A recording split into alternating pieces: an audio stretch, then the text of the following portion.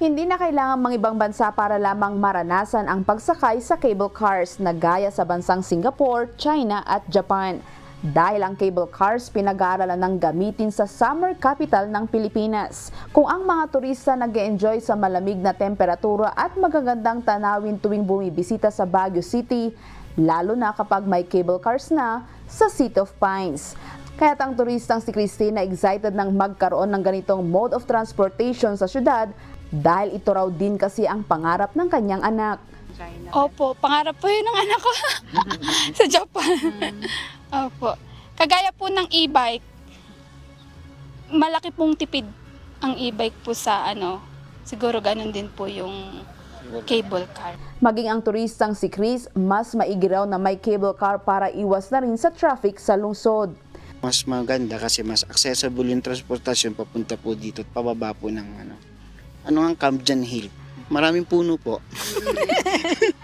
Tsaka nakaka-relaxing din po kasi syempre abot din sa papamahinga tsaka sa po.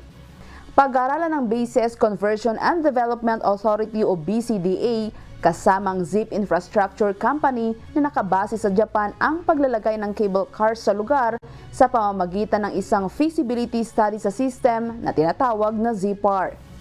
Ito ang paglalagay ng mga self-driving cable car bilang alternatibong transportasyon sa Baguio City.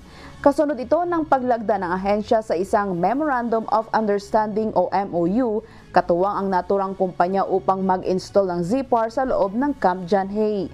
Nag-grab po kami, pahirapan pa po kaming makabook. Tapos hindi po pala pwede kasi 6 po kami, hindi po pwede ang 6 sa isang grab. Dapat po ay 4 lang kasi huhulihin po. Pagka po nagkameron po nung nabanggit na cable car, mas mas accessible po sa mga kagaya namin turista. Ayon kay Transportation Secretary Jaime Bautista, ang cable car na itetest sa Baguio City ay isang game changer para sa urban public transport.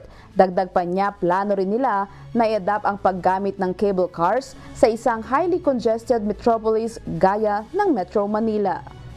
Grace Doctolero, humahataw sa balita ngayon.